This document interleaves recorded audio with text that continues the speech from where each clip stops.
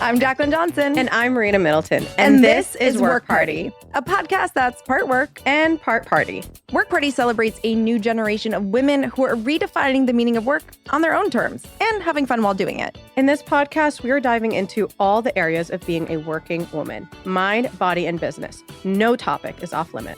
Real talk and hot takes. Think of us as your internet work wives. This is WorkParty, the podcast.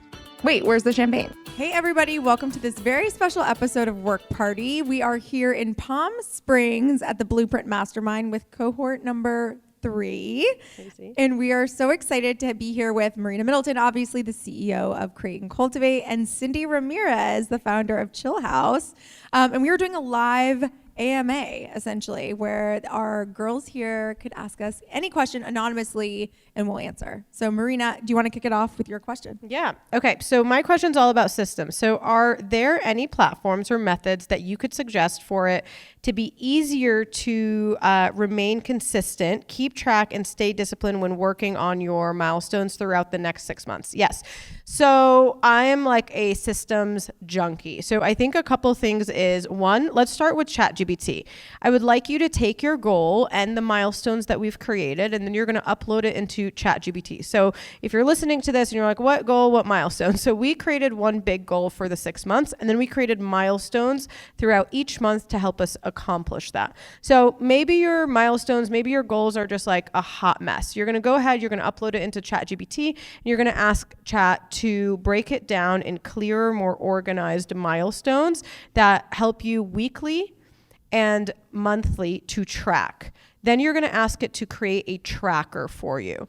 The tracker ends up coming as a checklist. And so each week, each day, you can like really hone in and like, what's the time frame that you want to measure that? I want you to have little things that you're doing to move the needle. So that way, by the end of the 6 months, it's there. So that's going to be the first thing. The second thing is I love my Notepad app. And so I have on my Notepad just like all of the goals and everything that I have organized there. I think having your goals in a place that like just keeps you accountable is really, really important. In terms of like your method or like an actual platform to stay disciplined, reminders are really important. So what I use is very simple. It's a Google Calendar, and I have the milestones as tracks. So for our festival, when we're launching it July 19th and 20th, 2025 in LA, we have the milestones leading up to that. So when are we launching? When is the website going live? When does, the design have to be finalized? And all of those dates are scheduled on our calendar.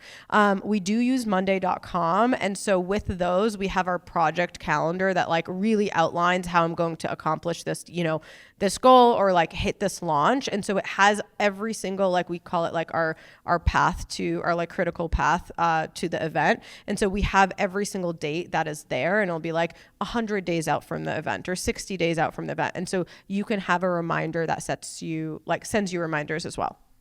I mean, perfect. So here's my question. As an angel investor, do you know immediately if you're investing or not? I think that's a really good question. Basically, I think it really depends on the angel investor. Like for me personally, early days when I was investing, like I would say like 5 years ago or so, I was really investing in like people. Founders I knew, I liked their vision, I understood what they were doing, I felt like they were gonna make a real impact, I wanted to support them, they supported me, and I would like write checks. I never was like, let me see your financial forecast and all of those different things. It was never like that.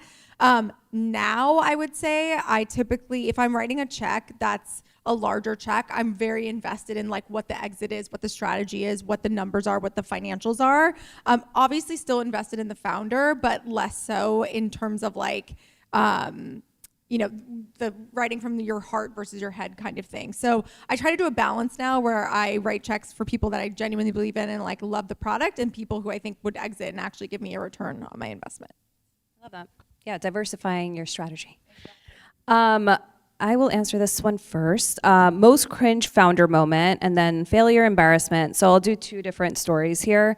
I thought a little bit about the cringe moment because I'm like, I'm actually going to spin it to be a positive. So I feel like I'm fairly positive in how I put myself out there and the kind of stories I share, and like, not being like super toxic in my messaging and that kind of thing. But early on, I was like stressed, and I still am stressed, right? But I was like fucking stressed, and I had no idea what I was doing, and like not running the business correctly. Like these are like very simple mistakes that I made, and like I could have been avoided, and problems that could have been avoided, I guess I should say. I had it was at a time when Chillhouse was a brick and mortar, and we had we were running small parties, and I was still very much like heading up events and things like that. So I went on my Instagram to basically complain about a group that canceled their nail appointment or their like a small event. And I was like raging, like upset, kind of venting to my audience, and not really like the most, I don't know, like polite thing to do as a founder. Is you're supposed to kind of lead with integrity, be the bigger person, the customer comes first, right? Like not my finest hour. But what came out of it was actually a DM from what at the time was my dream advisor, Sophia Amoruso. She hits me up, she slides in my DM, she's like, I love what you're doing, from that fucking Instagram story. And I was like, wow, in a moment of like raw honesty and like just vulnerable truth, I ended up getting an advisor that I'd been like kind of manifesting my entire career. And then she obviously came on board, she invested herself, and then she ended up kind of helping us a lot throughout the years. But it was one of those like cringe moments gone right, I guess. Because again, I like to spin everything into a positive. No, I love that. But failure, embarrassment, it's actually really embarrassing if I think about it, because so again, not really like, we were talking about this earlier, I don't really like to look at the competition. I like to do things the way that feel like organic to me and like my interests, and kind of lead the company, or at least this is how I used to a lot, lead the company in a way that like, how do I want to be running it on a day-to-day kind of thing, versus like being very strategic about how I grow. And so I was in Paris. I was in Paris like randomly for a trip around the same time that I got approached by Galeries Lafayette. And they were like, hey, we would love to bring in Chillhouse for this new concept. We have a wellness floor concept that we're doing, like would love to talk. And so I was like, Adam, we're just gonna be in Paris this week anyway. Let's just go, like whatever. Let's just like entertain it. We show up to the meeting, and they're literally like courting us. They show us the entire department store. They bring out the champagne, the caviar, the whole thing. And then they sell us on this really, really ambitious concept of opening up a, small like store in their floor. And Adam's like, we can't do this. You're crazy. Like, I'm like, I know. No, we're crazy. This is stupid. This is stupid. And then we go to get like, whatever, we go get a glass of wine at some like random little like wine shop. It was still like kind of COVID times where like the store was kind of closed, and there was like one guy running it, whatever. Long story short, we sat next to this woman who ended up helping us translate to the shop owner, and she was like speaking French with him, but then was like, she was clearly American. She was like, I'll help you, whatever. I was like, oh, thank you. We're just, whatever, coming off of a really like intense meeting. She's like, oh, what happened? Turns out she was a consultant for, she helped basically US brands come to the EU. I'm like, shut up. She's like, yeah, why? She's like, because I'm talking to Galeries Lafayette about bringing like whatever to Paris. She's like, oh, I can help you. And so I was like, oh, that is like the sign from the universe to go open up a store in Paris. But no, that was a fucking test. That was a test I failed, because I did it and we closed within 8 months, and it was a total disaster. And it ended up being one of those failure moments that really could have like derailed the business completely. It could have like wiped us clean, dry, if we didn't cut ties quickly and fast. And yeah, so there was a failure and an embarrassment, because what I actually found out, I was so upset about the idea of like closing it down and like what would people think. Like literally no one cared. Yeah. Barely anyone asked. Like we didn't get enough media attention on it. It was such a bust in the sense that like it only served me because I went to Paris twice. That's the only thing I got out of it. And so yeah, those were like those defining moments that really could have screwed me up, because I failed the test. I love that story. Okay, so we have 3 questions here. So Marina, what has been the biggest growth challenging as a CEO? So we talked a little bit earlier about this, and I think like this would be a perfect time to talk about it in terms of like leadership and kind of like how I've grown in this role. And so it's been such a just like growing journey in general from day one. Like everything was new. And it's funny because I come from corporate, like I've been a professional for a very long time. I had my own business. I had my clients, like I was succeeding on my own terms, and it's just like a different world. And I think some of the challenges were, one, building a business that already exists, and like how do you rebrand that? That's much harder than people think. Building a business with a partner is really hard. Building a business with the original founder is even harder. And it's not in a bad way. No, I'll expand. And it's not hard. It's not in a bad way. It's just harder in terms of there is so much legacy information, right? There's everything. It's like, oh, Jaclyn, you have context on that. Okay, Jaclyn, do you like? And so it took a lot. And I know we talked a little bit earlier in the Blueprint with Molly about like, what can I extract from Jaclyn? And I think that was kind of like the most important thing for me, is like, how much can I get out of her so that way she wasn't the bottleneck? But what ended up happening is then I started to become the bottleneck of the business. And if you're a founder or entrepreneur, like most of the time, you're probably the bottleneck of the business, which is the most dangerous place you can be. But I wanted to, Jaclyn and I to share a little bit about like our growth journey together as partnerships. Like, why don't you tell them like how it started? It was so bad. Wait, what do you mean? Like from the very beginning? Yeah, like how much we've grown. Oh no, yeah, it's been so much. Like we would get into like raging fights. Because I think also, here's the thing, and I think this is fair enough, and like talk to us in 10 years or whatever.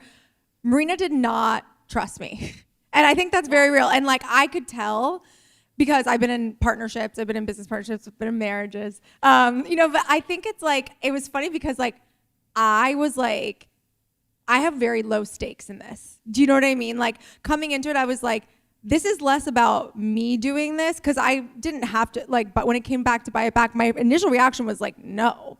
I just like, before I even talked to Marina, but then I was like, maybe, but if I did it, it'd have to be with you, and like, talking about it. And I think she was very defensive and wanting to have her power and like her territory, and was like kind of coming out, and I was like, whoa. And I just was like, I'm not trying. I think like, me giving stuff or doing stuff feels like I'm taking away from you, and I'm not. I was like, if you succeed, I succeed. Like that is the reality, and that is the relationship we're getting into, is like, I want you to crush this. Like I want you to absolutely do an amazing job. Me giving you information or telling you how I would do it or giving you stuff, I was like, you have to remember, I know I'm just a baby. I'm just a child, but I'm way older than you. But like I have a lot of years on you in terms of experience, and I think that's tough because like you are very successful and we do vibe and we have such like a good relationship, but I was like, there is so much value in the shit I've been through. And that's what I always like tell her. I'm like, I didn't go through all that to just go through all that. Like, let me help you and guide you. But like at the end of the day, it's your show. And like, I always will tell her that. I'm like, I can tell you what I would do and how I think I should do it, but like, you're the CEO. And like, at the end of the day, it's like your decision. And so I think there's like that level of respect. It took us a while to get there. It took us a really long time. Like, and it was a lot of ego. Like it really was, because I was like defensive, because I needed I felt like I wanted to prove myself to the community, prove myself to, the business world, prove myself to Jaclyn. Like I just felt like, oh my God, that's so much pressure. And so as an entrepreneur, you have that pressure already. And so I think like the biggest growth, and really talking about leadership, it was growth in terms of my partnership. It was growth in terms of how I wanted to show up for my team, right? Because like if I was struggling with this ego, my team was going to feel it, the strategies was going to feel it, like everything like really like just would fall apart. And so it really was a lot of like, okay, ego to the side. Like this is not, I'm not in this for just me. And so it was just a lot of that type of growth. And then the other question is, Jaclyn, if you had to start CNC all over, what would you tell yourself about the journey, or advice you would give yourself? I mean, so rough, because it's like, I would be like, don't do it. No, I mean, look, I think at the end of the day, it's been a very successful and amazing ride. I never in a million years thought I could have a business like this. I never in a million years thought I'd be doing what I'm doing and have the successes that I've had. It's unbelievable. But I think one of the biggest things, and this is why I thought like Daisy, who did a talk here, is so important, is like, take care of yourself. I say this to founders all the time. Like I said this like early on, like I had partners in Create and Cultivate. So a lot of people don't know that. So I had like kind of silent-ish partners who helped on like certain things here and there that had equity in the business but weren't investors. It was completely self-funded. And they were older than me, more successful than me, you know, had more like power than me. And a lot of it, but like obviously, which was great for me. I was like, and this is what I was telling Marina, I'm like, it was great that I had them involved because they like elevated the business, elevated me as leader, like in so many different ways. But I also felt like the newbie when I was like starting out. So I was like, I gotta like, you know, prove myself and we're gonna build this thing together. And I would kill myself to get this business done. And like I said, I was like, I'm pretty sure $120,000 for 9 years. Like I never took a penny out of the business. Everything went back into the company, back into the company, back into the company. And like, cause I was like, we're gonna sell one day and that's my payday. Like that's when I'm gonna get the big payday. And I was making money in other ways, like trying to, you know, subsidize or whatever. And I had this early exit. So I had like money. So I was like, it's not about me making money. But then when our CFO came in, she was like, you know, came from like Chase, was like huge background, like very corporate banking, and was like, you're like the lowest paid person at the like, I'm just so confused. Like, you're the value, like you're the reason you should be here. And like, I remember going in and like talking to like the board or like partners about like bumping my salary up to like, you know, $450,000. It was like an insane thing. And they were like, yeah. And I remember being like, what? And they were like, well, yeah, like without you, there's no company. And I was like, fuck. And I remember being like, I was like, oh no. And in my head, I mean, obviously I was like relieved in many ways, but I was like, oh my God, like, yeah. And it like shifted my whole mentality where I was like, like, this is my thing. And like so many founders I know and talk to like are like that. They're so selfless about their business, like everything back into the business. And like, thank God I had other investments, but like, it was like, it took me so long to get there. So I think it's like, take care of yourself first, like put the oxygen mask on first. I think it's like really important. I also didn't take a penny until like 2 years ago. Yeah, exactly. Like, but no one talks about that. And like, it was funny because I was saying with Marina, but I remember I made an angel investment. I've talked about this a million times into a company that became a unicorn. I ended up making $1 million off this investment. I put $10,000 in. I walked away with $1.2 million. Insane. Crazy. And I bought a house in Los Angeles. And I remember posting it and everyone was like, Create Cultivate must be doing good. Looks like Create Cultivate. I thought like my friend just got let go from them. Like what's going on? Like coming for me in the comments. And I was like, first of all, Create Cultivate doesn't pay you shit. Okay. Like I was like, this is a different, like, so it's nobody's business. Like you're so kind for even putting it out there. We're on this podcast. Like it is nobody's business how you're funding your own lifestyle. So just PS, totally. Like side note, people love to make assumptions about us. Of course, like always. And it's one of those things where it's like, it was just funny because I was like, wow, like perception and reality. It's so different. And I think it's like all these, like a lot of times people are like, oh wow, the company, you have no idea how a company's doing. You literally have no idea. That's why like every now and then, like even like in the news stories, we're seeing it now. It's like shuts overnight and you're like, that company? And that's the craziest part is I just want to call out that you never know how a company is doing. So the worst thing that you could do is try to copy your company or a company or the competition. You have no idea what the margins are. You don't know what's working internally. And so I see this all the time where like, oh, someone's just doing this, I'm going to do it too. It's like, guys, you don't know how that is. And so it's so important to just like really try to collect your own data without trying to like that assumption. Okay, answer your question. Okay, this is a good one. It said, at what point do you decide you're just content with where your business is at? Like, do you always have to be grow, or can you coast, or should you never stop? What is the negative effect? So I feel like we're in this, like, and we were actually talking about this the other night, but I feel like we're in this era of like, millions of dollars, raise tons of venture capital, exit for $1 billion, sell your company.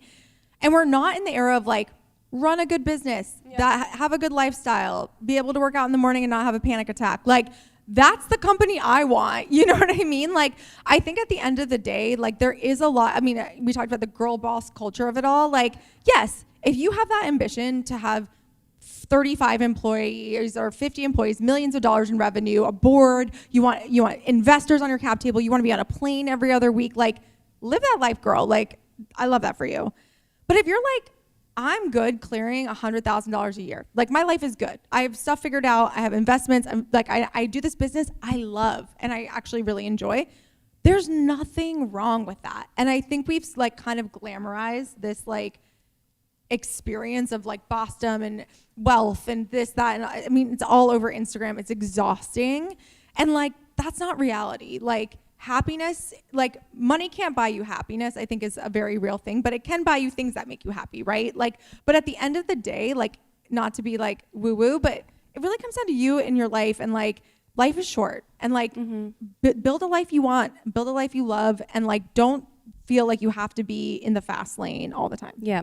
And also, like, piggybacking off of that, I feel like when you are in that constant state of chasing money, that's when the money runs away in some degree, right? Totally. Like, I was at my most, my brokest, my most vulnerable while I was fundraising. And then, yeah, you're kind of forced against the wall sometimes. You make bad decisions and you're like scrambling. And then it feels like you're in this constant, like decline of what you are actually seeking. And so once, like, if that is a decision, just like cut back, actually like bring joy back into your life, like have those slow mornings, do the things. I feel like once you actually get in that mind frame, it becomes more of an abundant mindset than being in that constant Chase. rat race. At least that's what's worked for me. Okay, my next question.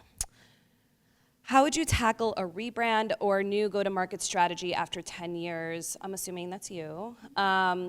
So I feel like brands should go through a little bit of a refresh after every 8 years or so. 10, maybe even too far, but so now's the time for sure.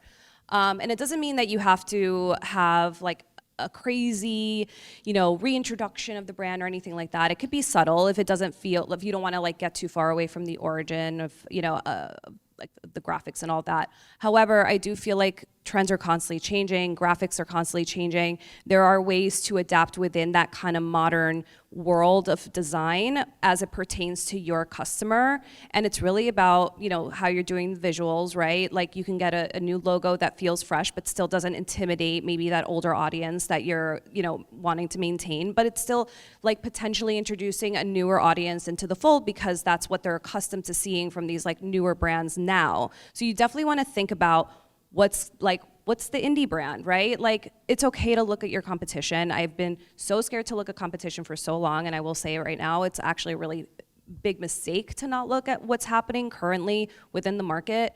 Definitely like learn from their mistakes or actually learn from their successes and see how that can be applied into your kind of like go-to-market like reintroduction, because I think it's not like, you don't need to like do the TikTok dances and like all these like crazy trends or anything like that, but it could be as subtle as like, all right, we're doing, hey guys, like we're so excited to introduce kind of like this new brand, like here's like our new logo. Like it could be as much as you getting on the green screen and showing the evolution of the brand. Also very important, like looking at your mission. Is it the same? Has it changed? If it's changed, maybe explain why it's changed. So like, for example, Chillhouse, our mission is the same, but actually how we convey that message is a little different because we're so hard now on nail art and nail care that we're kind of getting further away from like a little bit of the origin story, which was kind of centered around spa and massage and relaxation. We're now like bold, color, self-expression, all this stuff. So in our refresh, we actually have an entire page. And this was actually my husband's idea because he's like, we need more nail content. I'm like, we're also about mental health. It's like a constant back and forth, going back to this like, husband-wife dynamic. But it's important to also kind of like within your team, but also within your audience, explain, here's who we are, this is our DNA, but also like we're excited to kind of lean into this new sort of future of, whatever. And like that is kind of a fun kind of, I guess, way to also like now have a new social strategy, right? You're now maybe assigning series to your strategy, right? You're like walking people through like a redesign process, or you're kind of like creating content that's very like light and kind of trend aligned, but still fits with like whatever audience you really like have always catered to. So like not alienating completely who has always been there, but just making them feel like they're part of the journey, and now they get to like, I don't know, be there with you throughout the new phase. But I guess I didn't finish my point. We ended up shifting, we have like a Venn diagram on our refresh or new brand deck, and it's like, it's very, very clearly stated, 75% self-expression, 25% self-care, and here's where they connect.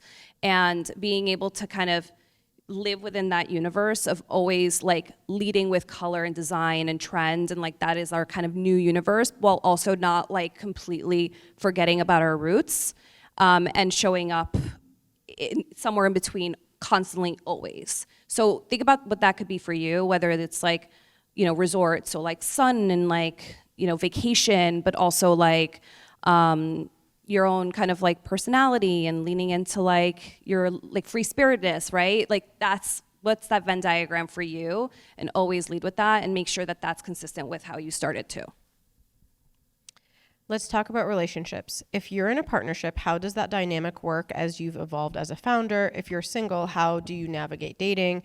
How do the men in your lives support, and what's the struggle? So I will talk from the perspective of being married. So my dynamic as both my husband and I are both entrepreneurs, both started businesses, both have grown in different ways in both of our businesses. He's probably my biggest advocate, like just my ride or die. He's like, let's just do it. I started my first company when I got laid off from Yahoo, and he was like, this is now or never. Like my option was either go out on my own or go and work for like an Amazon or a Google. And I was like, you know what?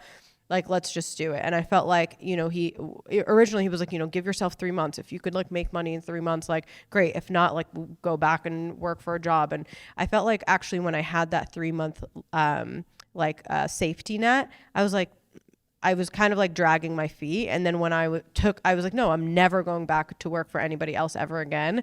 It was like back against the wall, like, let's go, I got to make this work. And so he really supported all of that. And there were years that I was barely making money or like not hitting the goals that I wanted to. And he was just like, not supporting me financially in the sense, like I was talked about earlier, like I've always kept kind of my finances separate and his finances separate until recently. And I just feel like he was just there to support me and like keep me going. Now, the flip side of that is, you know, now being in the role that I'm in, there's so many opinions, you know, and there's times that like, even though he's my husband and I respect him and I love him, like, I'm like, I don't really give a fuck what you have to say. Like, I don't want to hear it. And sometimes I just want to talk. And so I think sometimes where the struggle is when you are married to someone that is also an entrepreneur or also just has like a thought, it is hard because it's like, I don't necessarily want to hear what you have to say. I just need you to hear me, you know?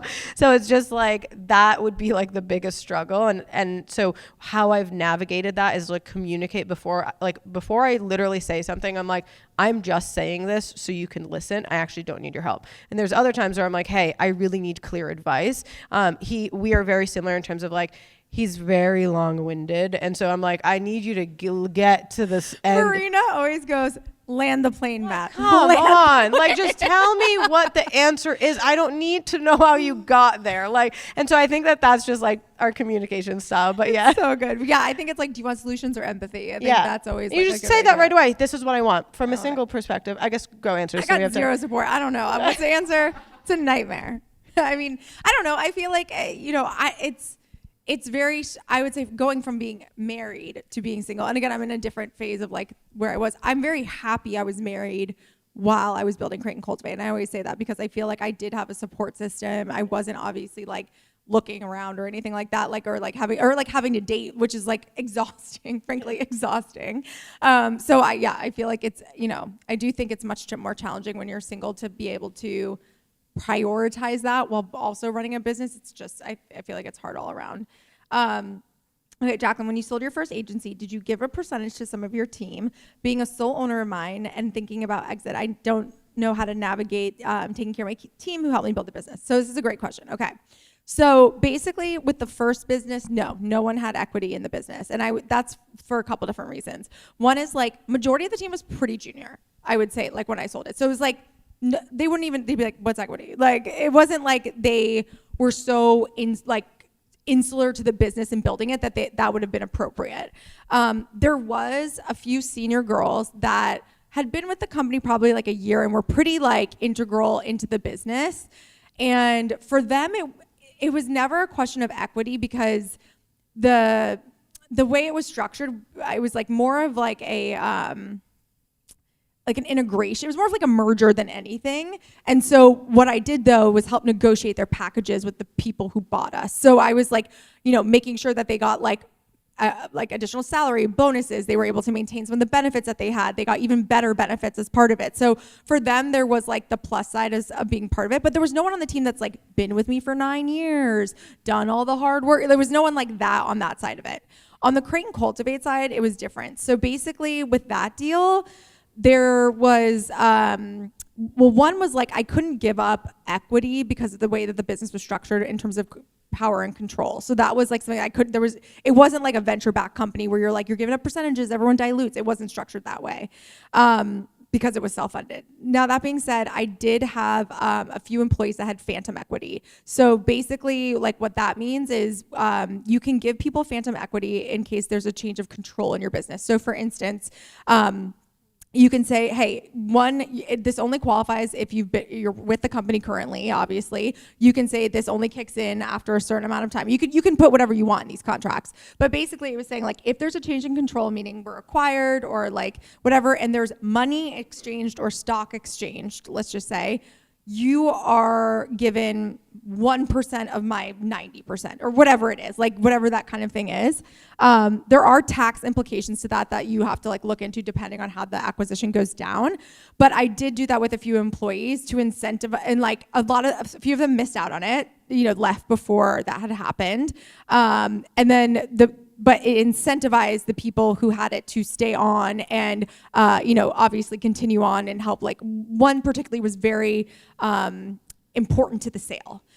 So, you know, again, it was like kind of figuring that out and then working with my partners on it and everyone coming to terms on it. But I would say like when it comes down to that side of it, like it really has to be the people who have like been there with you, and there really has to be strong parameters around it because you just don't want anyone to take advantage of that. Like long term. So I don't know. It really depends on the structure of your business, but that's kind of some good information. Yeah, we're going to do one more question and then wrap up. And then any of the questions that we didn't answer, we're going to do in part 2. Ooh, this one. Talk about do's and don'ts launching a brand. 3 would be amazing. Do's and don'ts. Go, Cyndi.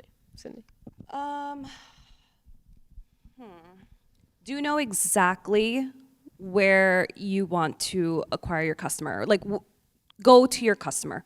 Identify exactly the distribution channel that you will be acquiring that customer, whether it's product sales, whether it's, you know, your own, you know, B2B businesses, show up at the trade shows, whatever that looks like for you, but having a very clear target for where you're going to capture that customer is definitely number one.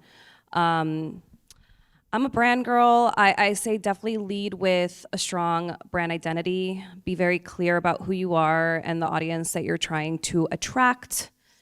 And the third one is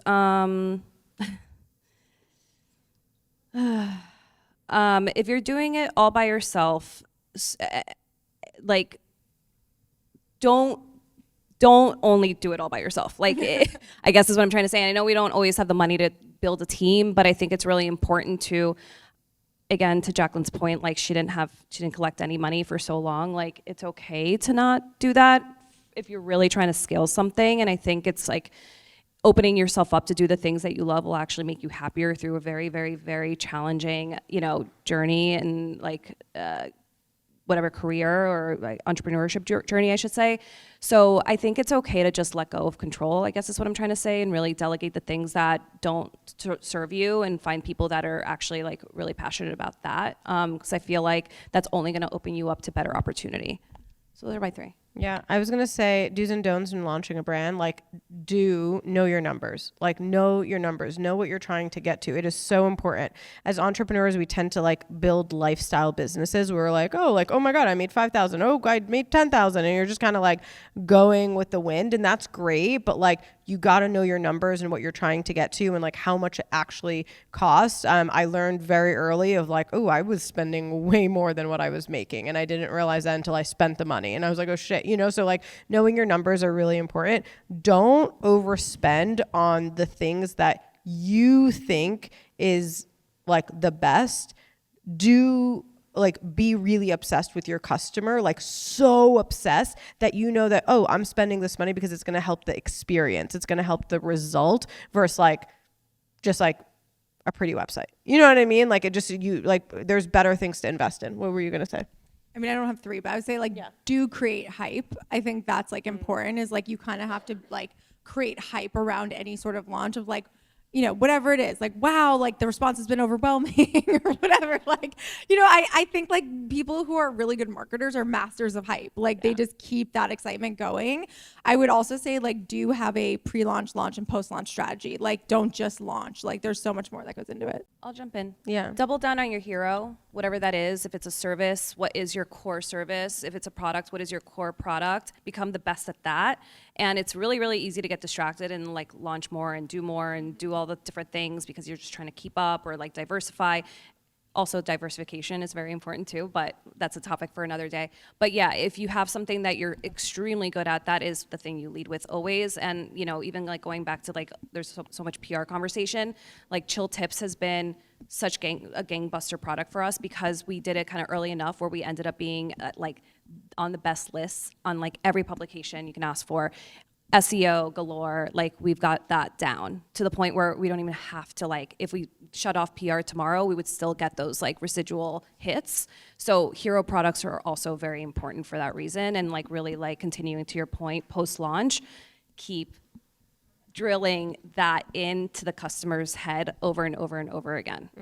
Yeah, I was going to say the do is like tell your customer exactly what you want them to say about you. So when we describe Create and Cultivate, we are the largest events and media company for women. So that way, when someone is listening and they're ever in a room and they're ready to like, oh, I'm at Create and Cultivate. What's Create and Cultivate? It's one line that is so easy that they can repeat over and over and over again. You know what I mean? So like, don't overcomplicate your marketing messaging. Make it as simple as possible. There's like a rule that says like a 7-year-old could describe it, right? Or understand it. Like simplify it. And use words that are relevant for your consumer, not relevant for you and your industry, right? Like don't say things like CPA and like valuation. Sometimes people don't understand what you're talking about. So like just try to scale it back a little bit from marketing, making it so easy. And that's it for this episode of WorkParty.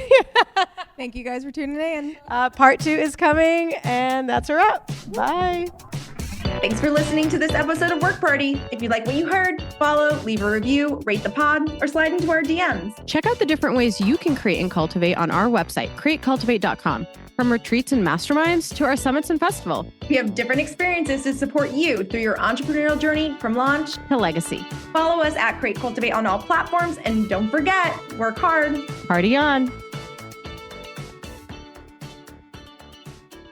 Please note that this episode may contain paid endorsements and advertisements for products and services. Individuals on the show may have a direct or indirect financial interest in products or services referred to in this episode.